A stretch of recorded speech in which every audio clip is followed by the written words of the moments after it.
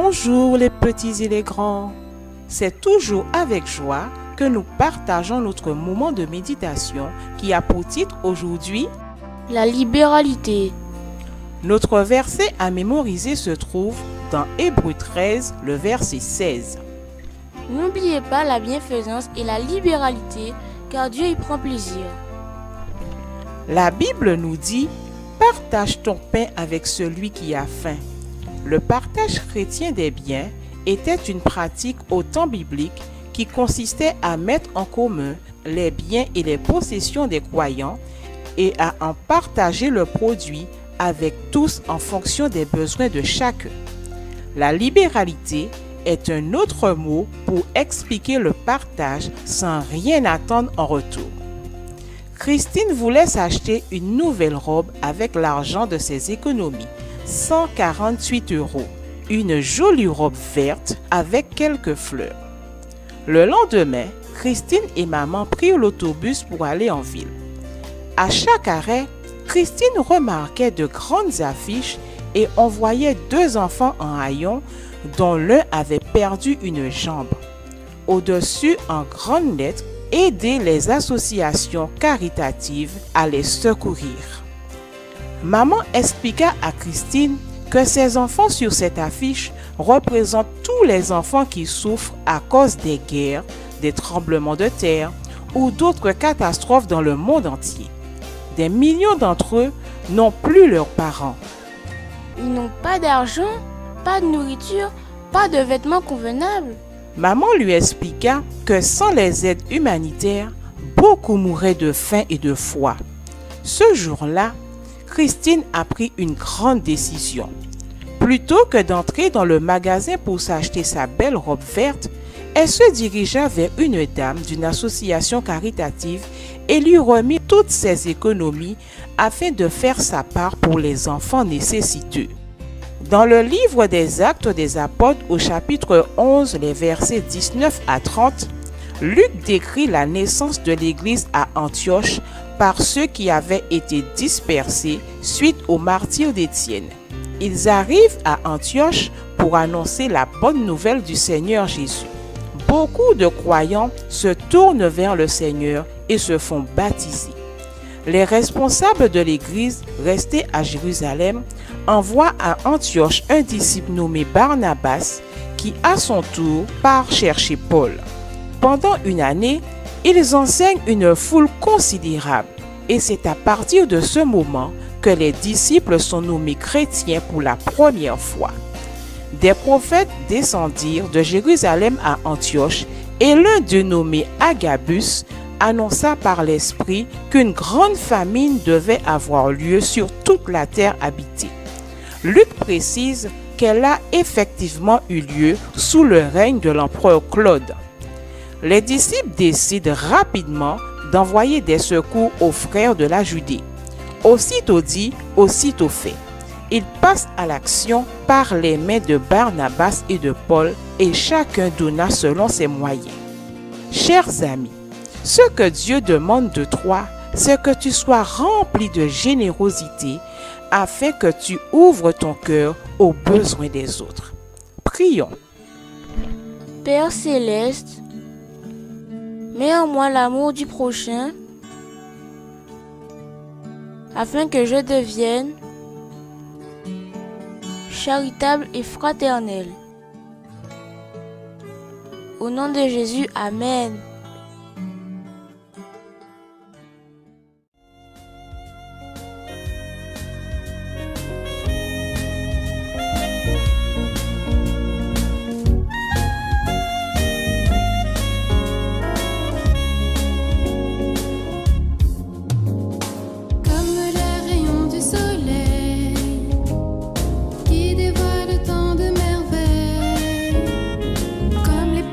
Gouttes de pluie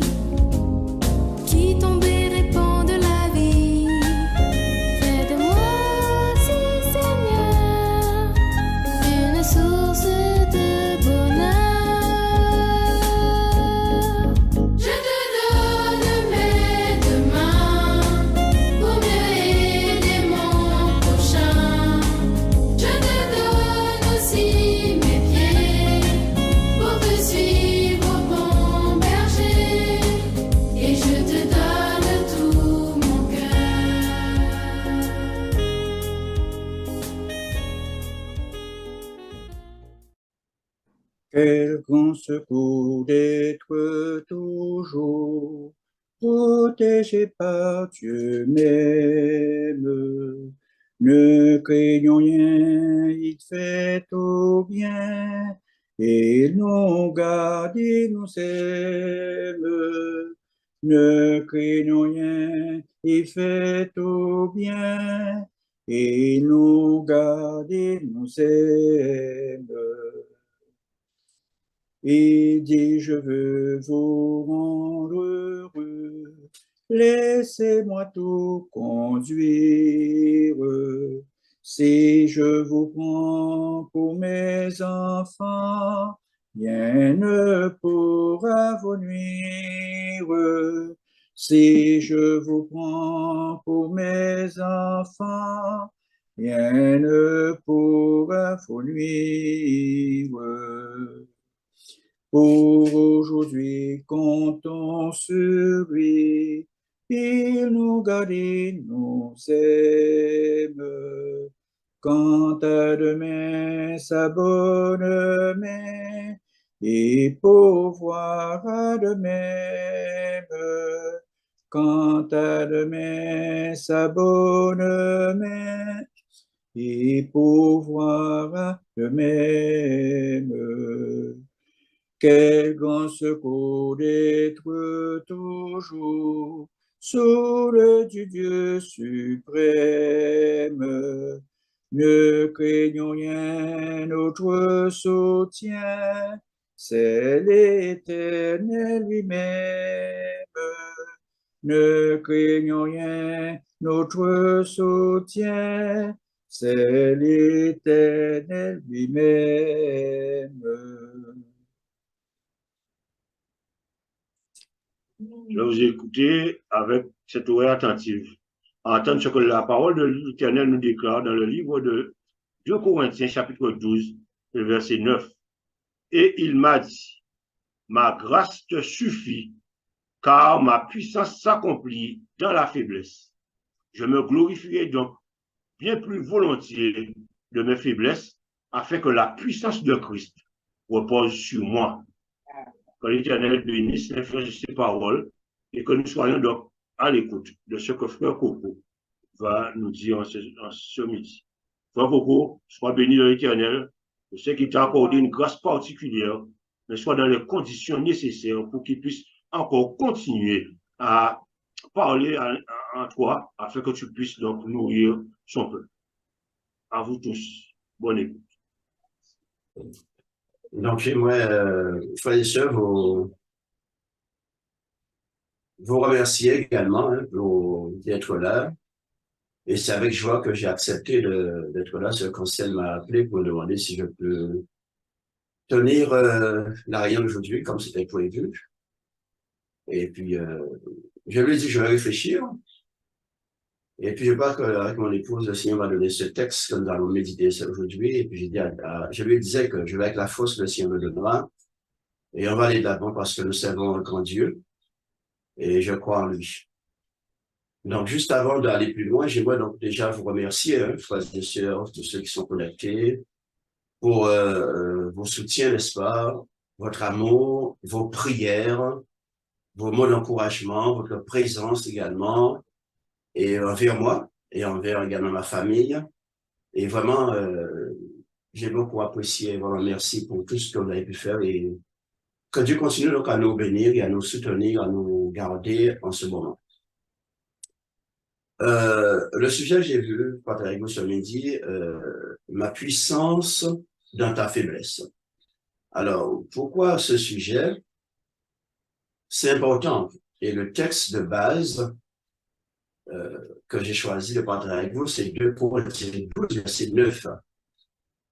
Alors, 2 Corinthiens 12, verset 9. Et il m'a dit, ma grâce te suffit, car ma puissance s'accomplit dans la faiblesse. Je me glorifierai donc bien plus volontiers de mes faiblesses, afin que la puissance de Christ repose sur moi. Le Seigneur m'a donné ce texte déjà au début de la semaine, par rapport à ma mère, mardi, quand j'ai pris conscience qu'elle est effectivement morte dans le cercueil. Je sais que j'avais du mal à accepter d'ailleurs. Et il m'a donné ce texte, mais pas avoir un contexte, puisque j'utilise beaucoup ce texte lorsque j'accompagne les gens en difficulté, les gens qui souffrent, les gens qui sont en problème. J'utilise beaucoup ce texte pour les aider à faire face à la situation, faire face à leurs problèmes et les aider à s'en sortir. Et ce mardi, Dieu m'a dit, voilà ce texte que je te donne, que tu as beaucoup utilisé pour les autres, que tu as beaucoup encouragé les autres. Et maintenant, je te le renvoie. Et maintenant, j'aurais voulu que tu puisses toi-même l'expérimenter. Et je serai avec toi. Et ce texte m'a fait du bien mardi dernier. Et j'ai dit, Seigneur, merci beaucoup. Donc, je vais l'accepter, je vais l'expérimenter, je vais faire une expérience avec toi encore. Chose que j'ai fait depuis quelques semaines, depuis que ma mère est malade. Et je pense que Dieu m'a vraiment béni et gardé. Et j'ai découvert encore d'autres aspects de Dieu. Et vraiment, ça m'encourage à l'aimer davantage et à le servir encore mieux. Parce qu'il est vraiment un grand Dieu merveilleux. Donc, ce texte, donc, j'ai voulu le partager avec vous. Pour ceux qui ont connu des difficultés, ceux qui connaissent des difficultés, ou ceux qui auront à faire face aux difficultés. Et de voir que c'est Jésus qui s'adresse à Paul et lui donne un message. Mais un message dans un contexte particulier, je dirais. Pourquoi? Parce que quand on lit le contexte ici, on voit que le verset de 2 Corinthiens 12, verset 8, dit ceci: « 3 fois j'ai prié le Seigneur de l'éloigner de moi. » Nous connaissons un petit peu le contexte de Paul. Et il avait une échappe, d'accord, problème à l'œil. Il empêchait d'être heureux, de vivre tranquillement, d'accomplir sa mission. Et l'histoire nous dit qu'il était très méprisé d'ailleurs aussi par rapport à cette maladie. Et il avait tellement mal en lui-même qu'il a voulu demander à Dieu une petite faveur de l'aider, de faire un miracle dans sa vie et de pouvoir l'aider à pouvoir s'en sortir et être guéri de ce problème-là. Et on se comprend.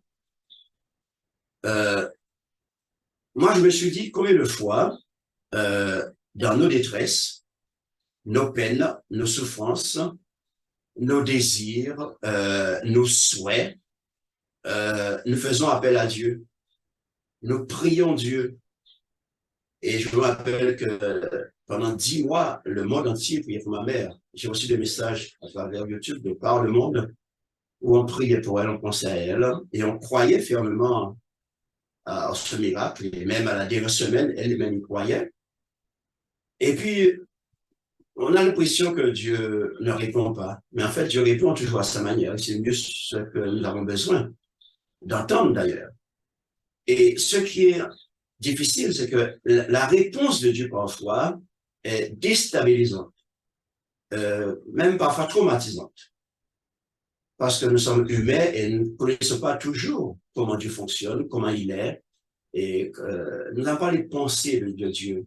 C'est pour cette raison que nous sommes là pour expérimenter Dieu et apprendre à le connaître dans les choses de la vie, car ce n'est pas toujours évident.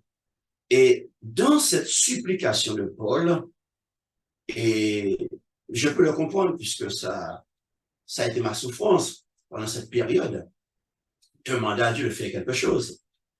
La réponse que Dieu va donner à Paul, on a l'impression que Dieu est à côté, quoi. Comme quoi il n'a pas compris ce que Paul est en train de lui dire.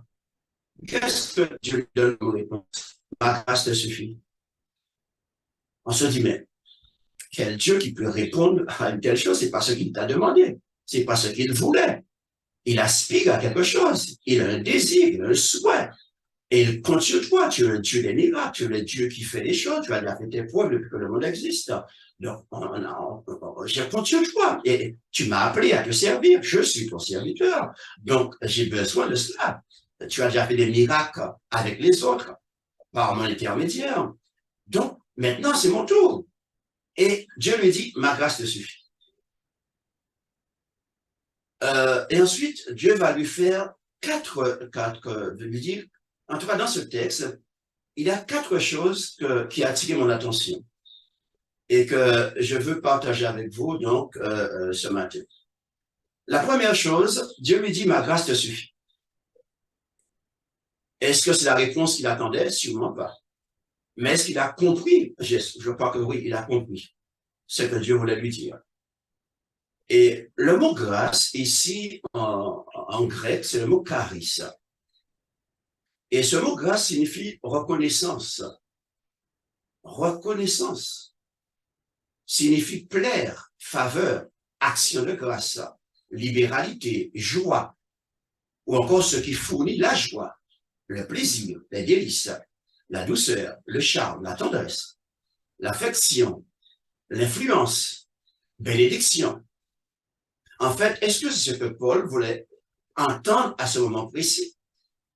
Frères et sœurs, en tant qu'humain, on se dit, non, Dieu est à côté de la plaque. On a l'impression que Dieu est un petit peu loin, il ne comprend pas, il n'entend pas, il ne voit pas ce qu'on vit, ce qu'on ressent. Mais vous savez, Dieu est Dieu, il restera toujours Dieu. Et il nous connaît mieux que nous-mêmes, et il sait ce dont nous avons besoin mieux que nous-mêmes. Et c'est difficile à accepter, mais c'est ça la foi. Et c'est dans ces situations qu'on voit la foi. Et Paul manifeste sa foi, parce que Paul Dieu va lui rassurer. Et Dieu utilise des mots qu'on a l'impression qu'ils sont contraires à sa demande. Non, vous allez voir que c'est prestement dans le plan de Dieu. Et tout ce que Dieu lui dit à travers le mot grâce, c'est celle qu'il aura besoin maintenant, mais surtout plus tard, dans ce qu'il aura à accomplir pour Dieu. Donc, Dieu sait ce qu'il dit. Et c'est pourquoi il emploie ce mot grâce. Grâce veut dire aussi salut, veut dire aussi la vie. D'accord? Donc, Dieu sait ce qu'il dit. Et dans sa fonctionnement, Dieu voit, c'est ce qu'il a besoin d'entendre. Un homme qui crie à Dieu, qui attend une réponse selon lui, selon sa vision des choses, selon ce qu'il aurait souhaité. Non. Dieu lui donne une autre réponse qui est à contre-courant de ce qu'il pense. C'est là où je dis que Dieu parfois est génial et extraordinaire et qu'il faut en toutes circonstances lui faire confiance parce que de toute façon, on n'a pas le choix. Qu'est-ce qu'on peut faire d'autre? La deuxième chose que je trouvais dans ce texte de l'apôtre, dans ce texte de Paul ici, c'est que Dieu lui dit « Car ma puissance s'accomplit dans la faiblesse. » Wow! Ma puissance, donc dit Dieu, donc c'est Dieu qui parle, ma puissance à moi, dit Dieu, je suis le Dieu tout-puissant, d'accord? Rien ne m'est impossible. Je fais ce que je veux dans le ciel, sur la terre, avec qui je veux, où je veux. Je suis Dieu. Et j'ai créé le monde par ma parole. J'ai déjà fait mes preuves. Donc, ma puissance à moi, le Dieu tout-puissant que je suis, j'accomplis cette puissance où je fais la démonstration de cette puissance dans la faiblesse. Faiblesse de qui? La faiblesse de l'être humain, des enfants de Dieu. Donc, notre faiblesse. Et c'est ce que Dieu dit à Paul, je sais que tu es faible. D'ailleurs, on va aller parler un petit peu. Le mot puissance, ici, c'est le mot dynamis en grec. Et le mot puissance, dynamiste, signifie miracle. Or, c'est bien un miracle que Paul demandait à Dieu et qu'il n'a pas eu, qu'il n'a pas vu comme il le voulait. Le mot puissance signifie capacité. Dieu est un Dieu capable de faire tout ce qu'il veut. Le mot puissance signifie force. Dieu est un Dieu rempli de force. Il est capable de transmettre cette force. Le mot signifie pouvoir. Dieu a tout pouvoir dans le ciel et sur la terre. Il peut faire ce qu'il veut. Le mot parle de sens, parce que nous, devant les situations, nous perdons notre sens. Dieu, le mot signifie moyen. Dieu utilise tous les moyens qu'il veut et possible pour pouvoir manifester sa puissance. Le mot signifie puissamment, le mot signifie capable. Dieu est capable de tout faire. Là, il n'a pas répondu pour Paul. Et dans mon expérience, dans mon cas, avec ma mère, il n'a pas répondu comme on voulait.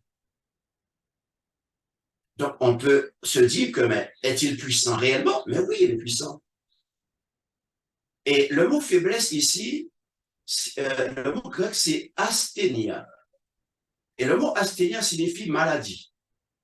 infirmité, malade, indisposition, manque de force, faiblesse, fragilité et faiblesse de constitution, faiblesse de santé mentale. Donc, quand je suis dans cet état,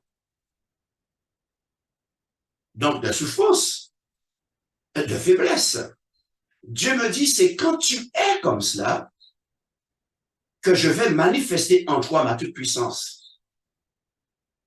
Donc, il faut que tu sois dans cet état de faiblesse, car c'est notre sort, malheureusement, depuis le péché, afin que je puisse te démontrer ma toute-puissance, que je puisse te faire voir qui je suis, comment je suis puissant et comment, à travers toi, je vais te démontrer déjà à toi, mais aussi à l'univers, au monde qui m'entoure, au malheur, au diable qui est l'auteur de la maladie, de la mort.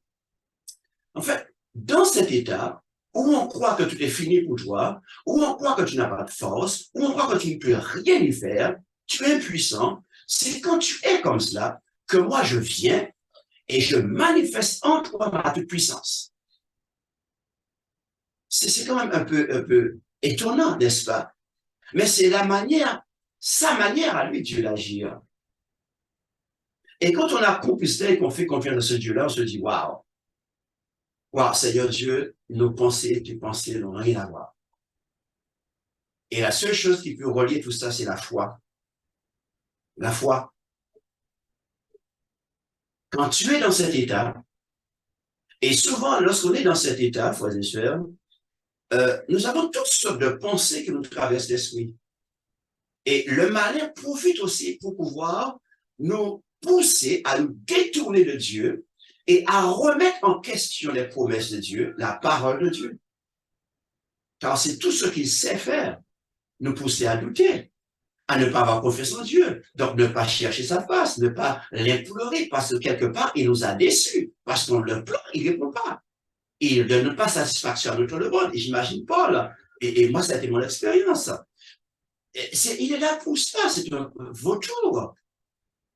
Mais Dieu dit, non, dans cet état où on croit que tout est perdu, c'est là où je me manifeste. C'est là où je vais démontrer qui je suis et de quoi je suis capable. Et mes amis, c'est quelque chose d'extraordinaire. La troisième chose que j'ai relevée dans ce texte, Paul dit, je me glorifierai donc de mes faiblesses. Alors là, ça fait réfléchir. Hein? Le mot glorifier signifie se vanter ou encore mettre sa gloire en. Ici, le contexte, c'est dans ses faiblesses. Alors, comment peut-on comprendre que Paul dit qu'il met sa force, pardon, il se glorifie. Le mot glorifier veut dire louer, hein? Veut dire aussi remercier. Hein? Donc, je me glorifie dans mes faiblesses. Or, quand on est faible, en langage humain, c'est pas quelque chose à vivre, c'est pas bien vu par les autres qui vous entourent, c'est pas bien interprété. Certains même se permettent de vous dire que vous n'avez pas la foi, que vous ne croyez pas en Dieu, vous n'avez pas confiance, vous êtes faible. On peut vous juger. Mais lui, il dit, dans ma faiblesse, je me glorifie. C'est quelque part, il prend plaisir à être faible. Je répète, la vision du monde et parfois de l'Église, de faiblesse, ce n'est pas la lecture de Dieu, en tout cas. Comment un homme peut-il se plaire dans cet état de faiblesse? Qu'est-ce qu'il veut m'enseigner? Rappelez-vous, la faiblesse, c'est être malade. Comment je peux me plaire que je suis malade? Je suis infirme. Je suis dans des indispositions. Je manque de force. Je suis fragile. Je me sens faible. Mentalement, je ne suis pas bien. Et Paul dit, malgré cette situation, à première vue, qui est inacceptable, je me plais quand même dedans. Mes amis, ça fait réfléchir. Et je me dis que Paul sait ce qu'il dit. Il sait en qui il a cru. Il sait avec qui il a affaire. Et il connaît de quoi Dieu est capable. Et il sait comment Dieu déjà l'a enlevé là où il était déjà. Et le cheminement qu'il avait déjà fait avec Dieu. Et quand il emploie ce genre d'expression, ce n'est pas par hasard. La puissance de Dieu ne peut se manifester que quand je suis dans ce genre de situation, quand je suis vulnérable, et que surtout je suis conscient. Et c'est là la clé du succès. Paul est conscient de sa faiblesse, conscient de sa maladie, conscient de ses limites, conscient de son impuissance, conscient qu'il n'est pas Dieu, conscient qu'il ne peut pas faire ce qu'il veut, comme il veut, quand il veut. Il n'est pas Dieu. Il est un humain, un homme, il est limité. Il peut beau vouloir des choses, il peut beau vouloir faire des choses, mais il sait qu'il est limité. Et c'est quand je prends conscience de mes limites, de mon impuissance, de mon incapacité, et que je laisse Dieu maintenant prendre cette place qui a droit d'ailleurs, et que je verrai de quoi Dieu est capable. Si je ne suis pas conscient de cela, et si j'essaie de faire moi-même les choses, comment je peux voir Dieu en action? Comment je peux voir Dieu en action? Et ça fait réfléchir, et ça m'a fait réfléchir, et c'est important cela. La quatrième chose, dans ce texte, sur lequel je voulais m'arrêter, Paul dit, afin que la puissance de Christ repose sur moi. Ah, c'est déjà autre chose. Je suis dans cet état, je suis conscient que je suis dans cet état, je me glorifie d'être dans cet état, je me réjouis d'être dans cet état. C'est un signe qui dit que je connais mes limites en tant qu'être humain, je connais toutes mes capacités, mes faiblesses. Donc, pourquoi je suis dans cet état d'esprit? Pourquoi j'accepte ma situation de faiblesse? Pourquoi j'accepte que je suis faible, que je ne suis pas fort, je ne suis pas un héros? Pourquoi je l'accepte? Afin que la puissance de Christ repose sur moi. Ah. La puissance de Christ repose sur moi. Parce que moi-même, je n'ai pas de puissance. Je ne suis pas fort. On croit qu'on est fort parfois, mais les événements de la vie nous montrent qu'on n'est pas fort, et je l'ai expérimenté. Et c'est important de comprendre ça et de s'appuyer sur Dieu pour s'en sortir. Devant les situations de la vie, personne n'est fort, mes frères. Et je reprends le mot puissance. Le mot puissance signifie dynamisme. Miracle. Oh, certes, Dieu n'a pas fait le miracle que Paul attendait, guérir ses yeux. Mais Dieu a fait un miracle intérieur chez Paul. En guérissant Paul de l'intérieur. Pour que Paul accepte sa situation. Et accepte de vivre avec cette situation les yeux malades. Tout en s'accrochant à Dieu et en laissant Dieu l'utiliser pour la mission, car il est appelé à une mission. S'il s'accroche à sa maladie, il ne peut pas accomplir la mission. Il faut faire le choix. Donc, quelque part, le miracle a eu lieu. Pas comme on voulait, mais il a eu lieu.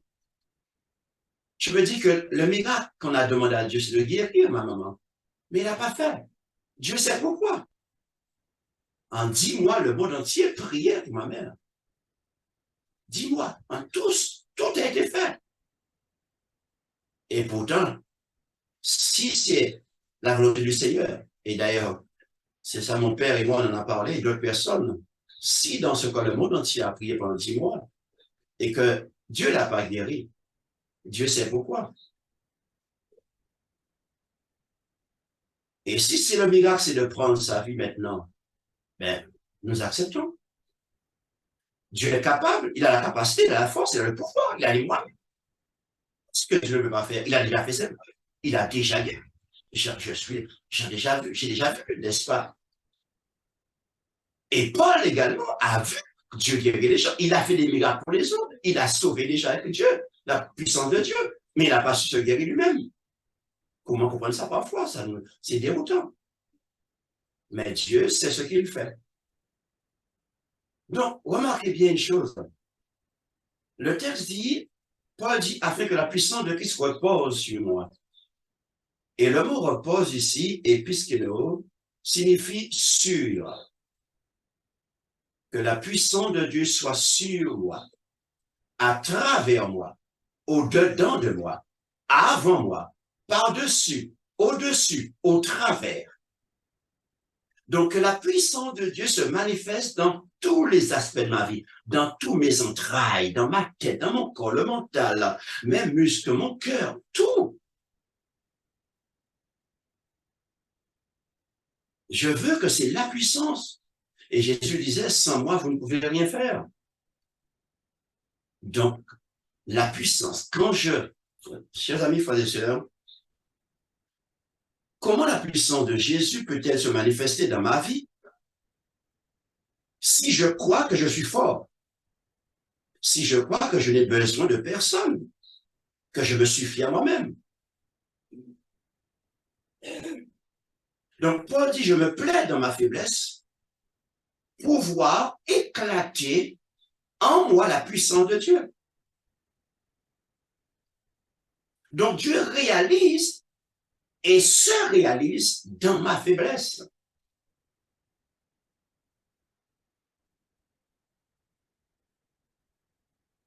Donc, c'est dans ma faiblesse que je confesse, que j'ouvre la porte pour laisser Dieu entrer et manifester sa toute puissance en moi. Pour m'apporter l'aide dont j'ai besoin, m'apporter la guérison dont j'ai besoin. Deux forces en action ne peuvent pas aller ensemble. Il faut bien qu'un soit faible et que l'autre soit fort pour que sa force puisse se manifester et attirer l'autre à la force après. Et c'est pour cette raison que dans 2 Corinthiens 3, verset 5, il dit ceci, ce n'est pas à dire que nous soyons par nous-mêmes capables de concevoir quelque chose comme venant de nous-mêmes. Notre capacité, au contraire, vient de Dieu. Capacité vient de Dieu. Notre force vient de Dieu. Comment tenir bon? Comment surmonter les épreuves? Comment faire face aux difficultés? C'est en croyant que Dieu, c'est lui qui m'accorde la force, le pouvoir. C'est lui qui me soutient. C'est lui qui m'accompagne. S'il n'y avait pas Dieu, s'il n'y avait pas son esprit en nous pour nous soutenir, s'il n'y avait pas les promesses de Dieu, je crois qu'on serait terrassés tous de chacun. Et notamment moi-même, par rapport à cette proximité que j'ai avec ma mère. J'ai compris que pour voir la puissance de Dieu se réaliser en moi, il faut que je lâche prise. Je m'abandonne. Ne pas résister. Ne pas essayer de se montrer fort. Là, c'est la résilience totale. Et quand on a compris ça, frères et sœurs, et qu'on laisse Dieu faire ce qu'il a à faire, alors là, on peut s'en sortir. Et c'est ce même l'apôtre Paul qui va dire également dans Philippiens 4, verset 13, « Je puis tout par celui qui me fortifie. » Je puis tout, pas une partie, mais tout par celui qui me fortifie. Et j'aime beaucoup ce mot « fortifie » parce que ce mot grec signifie se fortifier, être fortifié. Ce mot signifie guérir. Lorsqu'on perd quelqu'un, c'est une blessure qu'on reçoit et qu'il faut faire le deuil. Donc, il faut être guéri de cela. Ce mot signifie être fort, doté de force, rendre robuste, recevoir de la force, augmenter en force. Parce que d'une manière ou d'une autre, nous avons quelque part en nous la force, puisque l'Esprit de Dieu est en nous. Mais à des moments, nous avons besoin d'augmenter en force, où Dieu doit déplier encore plus de force pour nous aider à nous en sortir. Donc, quand il dit je puis tout par celui qui me fortifie, il sait ce qu'il dit. Parce qu'il sait que la force vient de Dieu, que l'Esprit de Dieu est une puissance de Dieu en nous, et que c'est cette force qui va nous aider à nous sentir. D'ailleurs, Jacques va dire dans Jacques 1,17, toute grâce excellente, voyez, et tout don parfait descend du Père des Lumières. Tout vient de Dieu. Lui seul peut nous donner la force. Donc, lorsque Paul se sentait écrasé, la puissance de Dieu prenait le relais. Et alors, il devenait réellement fort, capable de tout affronter et d'accomplir des exploits pour la gloire de son maître, donc Jésus-Christ. Voilà donc, frères et sœurs, ces leçons que Dieu m'a permis de tirer dans ce petit verset pour pouvoir faire face à la situation et que je répète que j'utilise pour aider d'autres personnes en difficulté. Et nous dire que qu'importe ce que nous vivons, nous pouvons nous en sortir parce que Dieu est vrai, Dieu est vivant, Dieu est bon, Dieu est grand. Chacun a sa manière de vivre ses blessures, ses souffrances. Chacun va mettre un peu plus de temps l'un par rapport à l'autre. Mais qu'importe le parcours qu'on aura à faire, Dieu dit, je suis avec toi, ma force t'accompagne et je vais te guérir. Parce que Dieu est le Dieu de la guérison. En conclusion, donc, pour que la grâce du Seigneur se déploie dans sa plénitude, je dis bien que la grâce, parce que tout est grâce. Donc, pour que la grâce du Seigneur se déploie dans sa plénitude, il faut que la force naturelle de l'homme soit brisée, que son moi soit crucifié, et que dans cette infirmité, c'est ça la réalité, il consente à ne subsister que par grâce, à ne vivre que de cette grâce dans le nom de Jésus.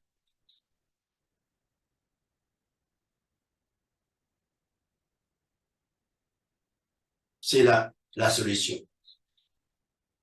Donc, je remercie le Seigneur donc de m'avoir permis de vivre cela avec lui durant la maladie de ma mère et sa mort, et qu'il continue donc de prendre soin de moi, mais aussi prendre soin de tous ceux qui sont connectés, prendre soin de tous ses enfants, qu'importe ce que nous vivons, Dieu est le même, il ne change pas, sa force est à notre disposition et nous pouvons réussir par sa grâce. Merci à vous, que Dieu vous garde, que Dieu vous bénisse et bon salut. Et dans toutes les situations, Jésus va toujours donc nous montrer que c'est lui. Et à travers le chant que nous allons interpréter là, Nanette, à travers les deux grandes questions, qui me relève dans mes chutes, c'est encore Jésus-Christ.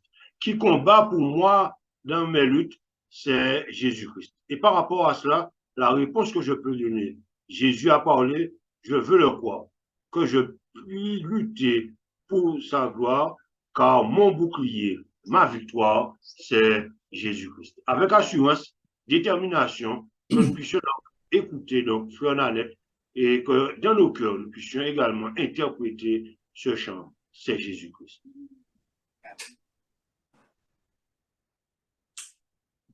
Qui me relève dans mes chutes, c'est Jésus-Christ. Qui combat pour moi dans mes luttes, c'est Jésus-Christ. Jésus a parlé, je veux croire que je puis lutter pour sa gloire. Car mon bouclier, ma victoire, c'est Jésus-Christ. Je vais à mon Père et ma foi, c'est Jésus-Christ. Je suis bien heureux et ma joie, c'est Jésus-Christ. Et si même dans la souffrance, Mon cœur me parle d'espérance. C'est que j'ai mis ma confiance en Jésus-Christ. Sauvé, je ne me glorifie qu'en Jésus-Christ. Pour la terre et le ciel, ma vie, c'est Jésus-Christ. Bientôt adieu, choses mortelles, loin de vous je prendrai des ailes vers les demeures éternelles, vers Jésus-Christ.